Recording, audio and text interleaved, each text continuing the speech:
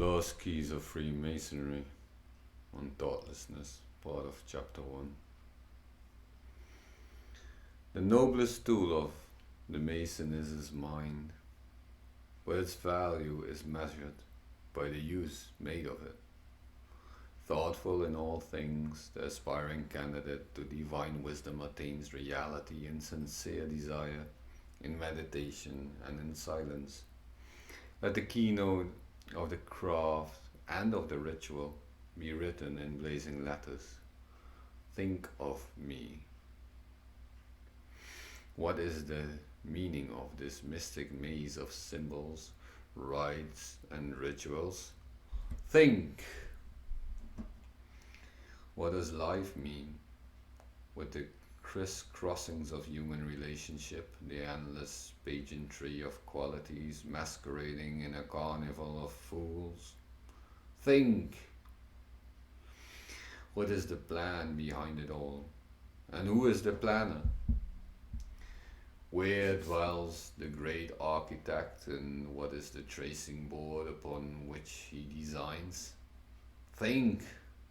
What is the human soul? And why the endless yearning to ends unknown along the pathway where each must wander unaccompanied? Why mind? Why soul? Why spirit? And in truth, why anything? Think! Is there an answer? If so, where will the truth be found? Think, brothers of the craft, think deeply. For if truth exists, you have it. And if truth be within the reach of living creature, what other goal is worth the struggle? Chapter 2. The Candidate. There comes a time in the growth of every living individual thing when it realizes with dawning and consciousness that it is a prisoner. While apparently free to move and have its being, the struggling life cognizes through every greater vehicle its own limitations. It is at this point that man cries out with greater insistence to be liberated from the binding ties which, though invisible to mortal eyes, still chain him with bonds far more terrible than those of any physical prison. Many have read the story of the prisoner of Chillon who paced back and forth in the narrow confines of his prison cell while the blue waters rolled ceaselessly above his head, and the only sound that broke the stillness of his eternal night was the constant swishing and lapping of the waves. We pity the prisoner in his physical tomb, and we are sad at heart, for we know how life loves liberty. But there is one prisoner whose plight is far worse than those of earth. He has not even the narrow confines of a prison cell around him. He cannot pace ceaselessly to and fro and wear rots in the cobblestones of his dungeon floor. That eternal prisoner is life incarnate within the dark stone walls of matter, with not a single ray to brighten the blackness of his fate. He fights eternally, praying the dark confines of gloomy walls for light and opportunity. This is the eternal prisoner who, through the ceaseless ages of cosmic unfoldment, through forms unnumbered and species now unknown, strives eternally to liberate himself and gain self-conscious expression, the birthright of every created thing. He awaits the day when, standing upon the rocks that now form his shapeless tomb, he may raise his arms to heaven, bathed in the sunlight of spiritual freedom, free to join the sparkling atoms and dancing light beings released from the bonds of prison wall and tomb.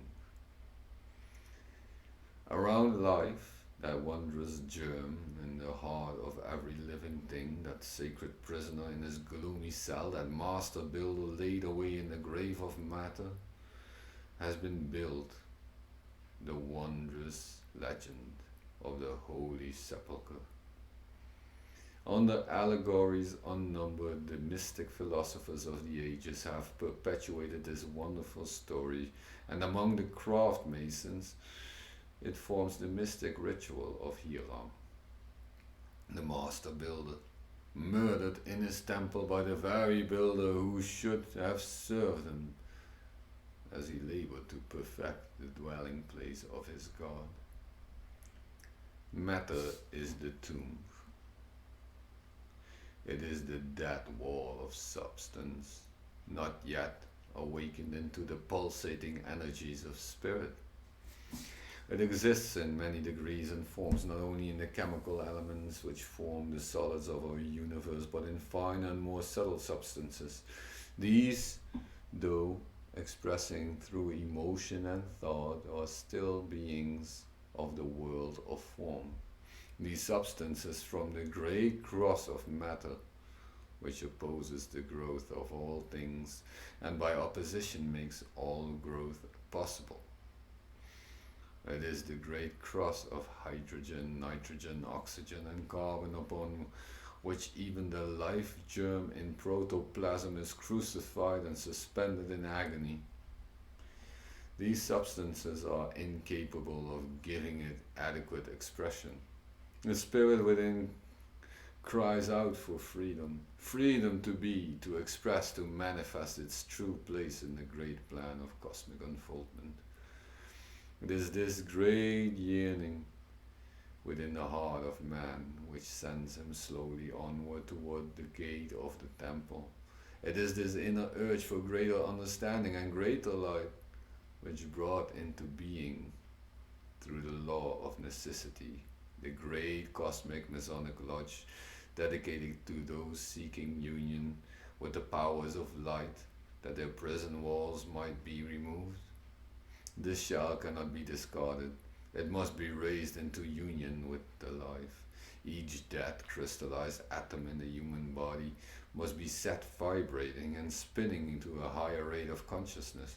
Through purification, through knowledge, and through service to his fellow man, the candidate sequentially unfolds these mystic properties, building better and more perfect bodies through which his higher life secures even greater manifestation. The expression of man through constructive thought, emotion, and action liberates the higher nature from bodies which in their crystallized states are incapable of giving him his natural opportunities.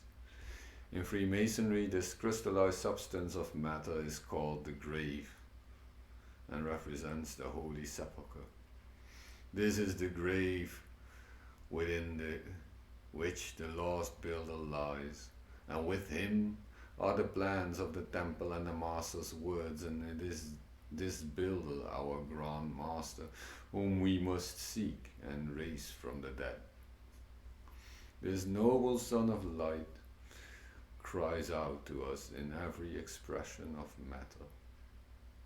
Every stick and stone marks his resting place, and the sprig of acacia promises that through the long winter of spiritual darkness, when the sun does not shine for man, this light still awaits the day of liberation, when each one of us shall raise him by the grip of the Grand Master, the true grip of a Master Mason.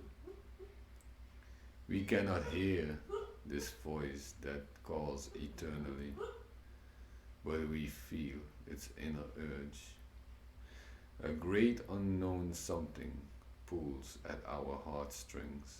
As the ages roll by, the deep desire to be greater, to live better, and to think God's thoughts builds within ourselves the qualifications of a candidate who, when asked why he takes the path, would truly answer if he knew mentally the things he feels.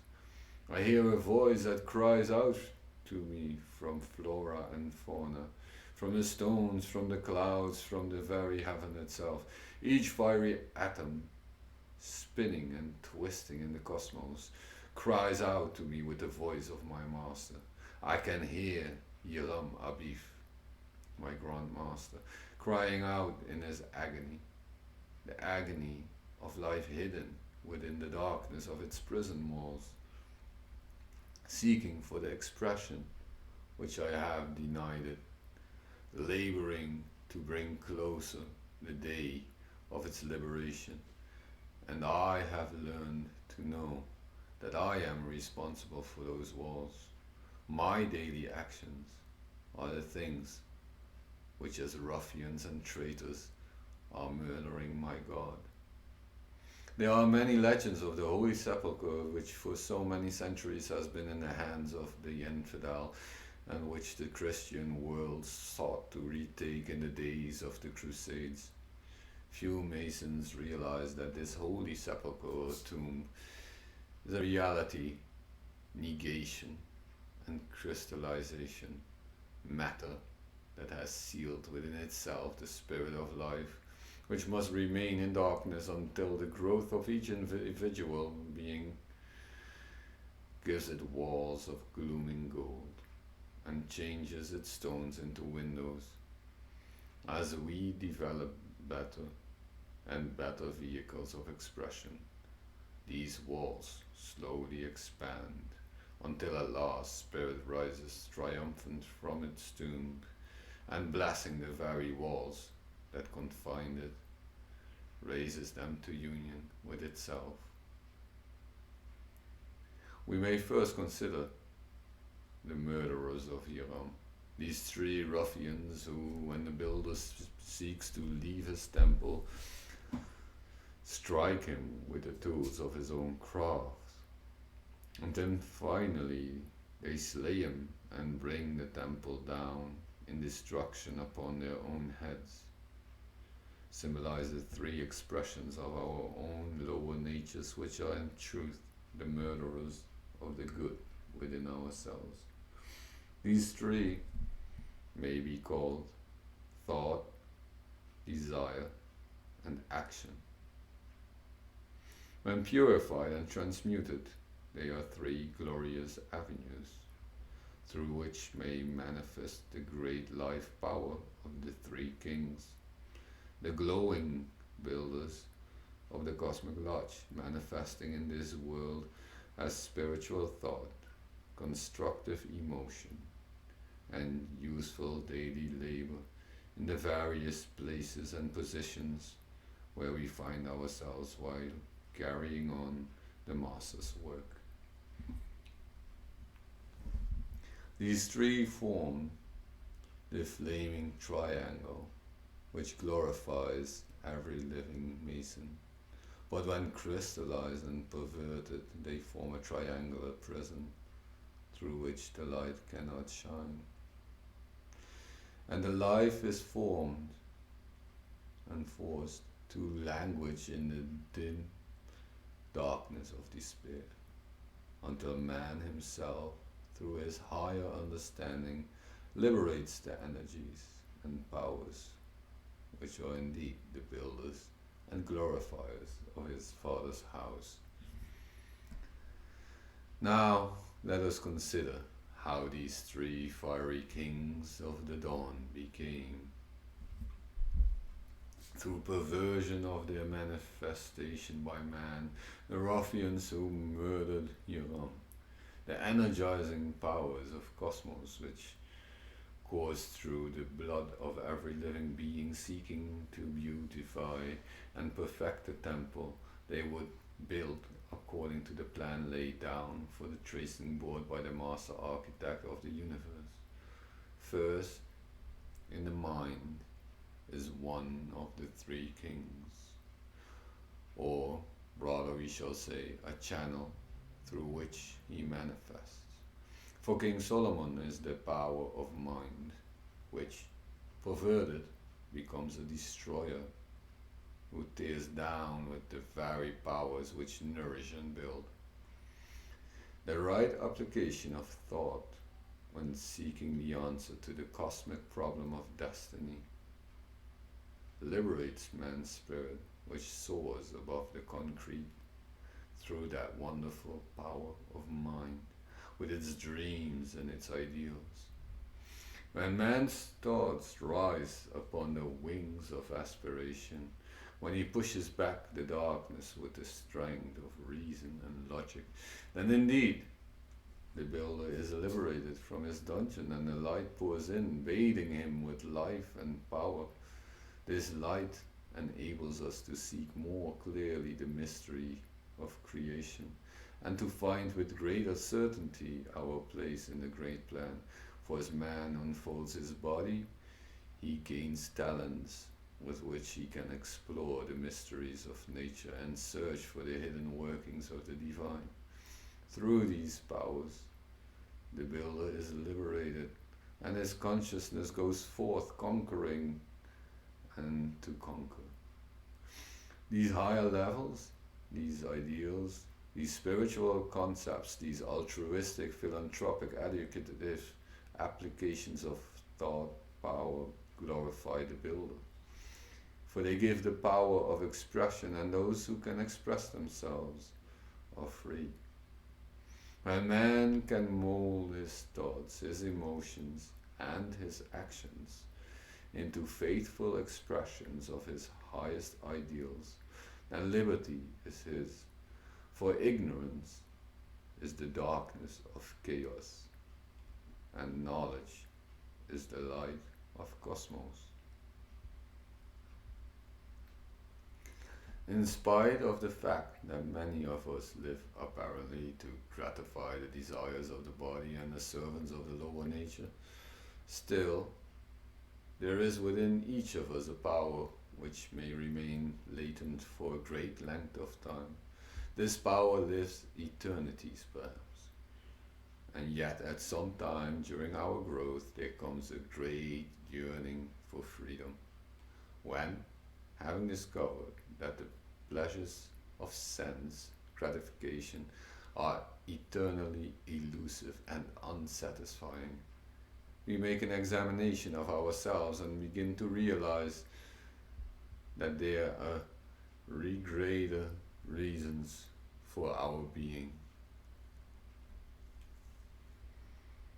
It is sometimes reason, sometimes suffering, sometimes a great desire to be helpful that brings out the first latent powers, which show that one long wandering in the darkness is about to take the path that leads to light.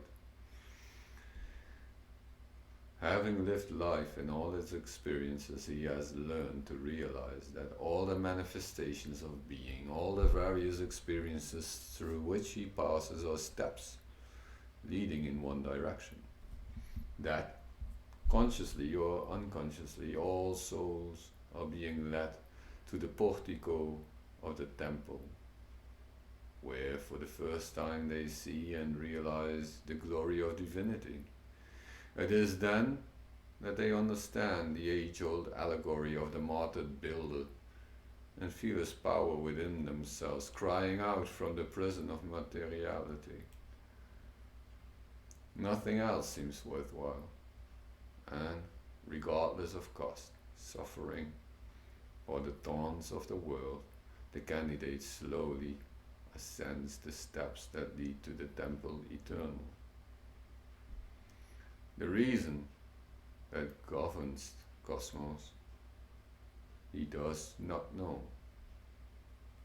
The laws which mold his being, he does not realize. But he does know that somewhere behind the veil of human ignorance there's an eternal light toward which step by step he must labor.